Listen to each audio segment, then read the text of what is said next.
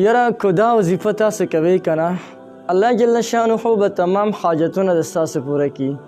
زرګونه حاجتونه چې کوم د ستا د زړه ارمان وي، الله به د دې وظیفې په برکت سره پوره کړي. بسم الله الرحمن الرحیم. السلام علیکم ورحمت الله وبرکاته. زما وروڼو او خویندو، نن درته یو ډېر زبردست وظیفه ښیم، او دا داسې وظیفه نه چې کله هم تاسو دا وظیفه کوئ نو الله جل شانه به ستاسو تمام حاجتونه پوره کړي. ستا په زړه باندې چې کم ارمان پروت دی، تمام ارمانونه به یې د زړه پوره شي. دونه مبارکه وظیفه ده او دومره اسانه وظیفه ده چې هر سړی یې کولی شي، ماشومان هم کولی شي. نه دومره اسانه وظیفه ده. هغه وظیفه ده حسبی الله و نعم الوکیل نعم المولا و نعم النصير. اوس دا وظیفه موږ د څه دپاره کولی شو؟ راځئ د هغه څیزونه فهرست درته ښیم، څه به درته وښیم، باقي به تاسو خپله چې کوم حاجت یې د هغې دپاره کولی شئ. د ټولو اول نمبر د قرض دپاره یو انسان په قرضونو کې ډېر سخت ګیر شوی دی، او قرضونه د هغه دا سټ یې بلکل راګیر کړی دی، دومره سخت قرضدار شوی دی. لیکن هغه وروڼه قرضدار هغه وروڼه او خویندې هغوی د نه مایوسه کېږي. نن نه که دوی دا وظیفه شروع کړله، تمام قرضونو ته به رب العالمین د غیبو نه اسباب برابر کړي او تمام قرضونه به الله جل شانه ختم کړي. یو انسان دی او هغه ته رشته نه میلاویږي، نه که هغه وروڼه د دې وظیفې ذکر شروع کړي، الله جل شانه به هغوی ته په یو ښکلي مزیدار ځای کې رشته ورکړي. یا بعضې وروڼه دي او هغه بېروزګاره دي، نوکري ورته نه ده میلاو شوې، کاروبار ورته نه میلاویږي. نو د کاروبار او د نوکرۍ دپاره هم تاسو دا چې دی وظیفه کولی شئ. او د چا بندش وي نو د هر قسم بندش د آزادولو دپاره هم دا وظیفه تاسو بلکل کولی شئ. دې نه تاسو مکمل پیدا غشتلی شئ. او بعضې ملګری پکې داسې خبرې وکړي، وي یاره زه چې کم یو کار ته لاس واچومه نو هغه کار هغې کې زما اړه خیر نه وي.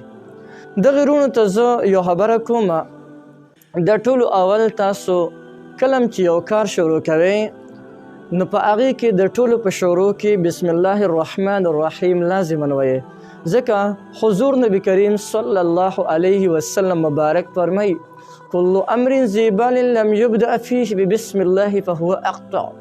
حضور پاک علیه السلام فرمایي کم یو کار چې بغیر د بسم الله الرحمن الرحیم نه وشي، هغې کې اړه برکت وینه. نو د ټولو اول چې تاسو کم یو کار شروع کوئ نو بسم الله الرحمن الرحیم وایئ او بیا دا وظیفه کوئ. د دې وظیفې طریقه درته اوس ښیم ښه. او بعضې ملګري وایي یاره سر تندی مې بلکل نه لګي، او بعضې کسان وایي یاره چې کم بوټي ته لاس واچوم هغه مې راپسې د ویښ راوځي. یعنې زما معاشي حالات د حد نه سیوا خراب شوي دي. دغه تمام وروڼه د دې حاجتونو والا او د دې نه علاوه چې د کوم حاجت دپاره تاسو کوئ، طریقې درته ښیم. د هر چا حاجتونه مختلف وي، دا څه خو ماته یاد وو. باقي چې د ستاسو هر یو حاجت وي، لکه مثلا د غریبۍ د ختمولو او د مالدارۍ راوستو دپاره هم کولی شئ.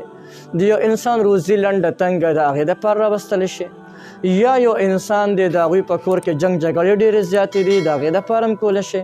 یا یو بل کس دی د هغه په کور کې پریشاني ډېره زیاته ده، پریشاني ختمې، د هغې دپاره هم دا وظیفه کولی شئ. ډېره زبردسته وظیفه ده. لیکن د دې وظیفې دوه طریقې دي چې کله په جمع باندې کوې نو د هغې طریقه جدا ده، او کله یو کس په یوازې باندې کوي د هغې طریقه جدا ده. د ستا په زړه باندې چې هر قسم حاجت وي، الله جل شانه به د دې وظیفې په برکت سره ستا تمام حاجتونه پوره کړي. ستا په زړه څومره ارمانونه وي، تمام ارمانونه به دې الله جل شانه د دې وظیفې په برکت سره پوره کړي. راځي د ټولو اول درته دا وظیفه ښیم د هغه وروڼو دپاره چې هغوی په یوازې دا وظیفه کوي، بل څوک ورسره نه وي، صرف په یوازې باندې کوي او صرف هغه پې باندې د خپل حاجت پوره کوي، نو هغه به دا وظیفه داسې کوي. د ټولو اول شروع به داسې کوي بسم الله الرحمن الرحیم حسبي الله ونعم الوکیل نعم المولا ونعم النصير دا وظیفه را. دا د ټولو اول دله پکار دی چې سحر او ماښام دا دی اوه کارته کوي. سحر او ماښام یعنی د سحر د مانځه نه پس او د ماښام د مانځه نه پسې اوه کارته کوي. د دې نه علاوه د ماسخوتن کې د ورته یو ټیم وباسي، هر څه وخت د سره فارغ وي نو ماسخوتن مانځه نه پسې ورته یو ټیم وباسي او دې په یو ځان له ځای کې بیا کیني او د ده تمام توجه دی د الله جل شانه ته برابر وي په دې حالت کې ښه، یعنی په دې دوران کې د چا سره خبرې اترې نه کوي. دې کیني د ټولو اول دی 11 کرته درود شریف وي او د هغې نه پسې 1500 کرته دا کلمات ووایي. خو هغه کس چې کله په یوازې وظیفه کوي، چې کله په ګڼه کوي، هغه ترې غرته بیا هم چې کله په یوازې کوي د هغې نه پسې 1500 کرته ده ووایي حسبي الله ونعم الوکیل نعم المولا ونعم النصير. دا د 1500 کرته وایي او د هغې نه پسې 11 کرته بیا درود شریف وایي او د خپل حاجت دپاره دی سوال وکړي الله ته د لاس پورته کړي، یا الله زما د پلانکي حاجت دی دا مال پوره کړي. کله چې دا وظیفه کوئ هغه حاجت ته ځان سره ذهن کې چې کوم دی حاضر ساته. خو یو خبره ته کوم چې د غلط ناروا کارونو دپاره استعمال نه کړي، هسې نه چې ته چې دی دا وظیفه وکړې او چاته به خیرې ونه کړي. لکه چاته د هیرو په ځای باندې ته هغو ته دعا وکړه کنه اصلاح دپاره وکړه. لکه یو کس ما ته راغلو ما ته وایي یاره جي د زړه د اخلاصه خیري وکړئ چې را باندې الزام لګولی دی چې الله تعالی تباه کړي.